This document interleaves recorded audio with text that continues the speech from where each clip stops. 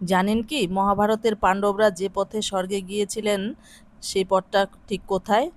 আজ আমরা ঠিক সেই পথের সামনেই দাঁড়িয়ে আছি। উত্তরাখণ্ডের উত্তরকাশী জেলায় অবস্থিত স্বর্গারোহিণী রহস্য এবং রোমাঞ্চে ঘেরা এক স্বর্গ। বলা হয় যুধিষ্ঠির তার শরীর ত্যাগ না করেই এই পথ বেয়ে স্বর্গে প্রবেশ করেছিলেন। রূপকথার এই পথে ট্রেকিং করার রোমাঞ্চই আলাদা।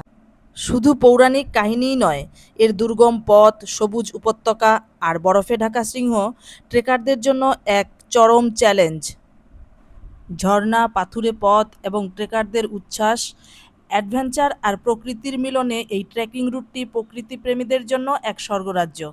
আপনি কি এই পৌরাণিক পথে হাঁটতে চান?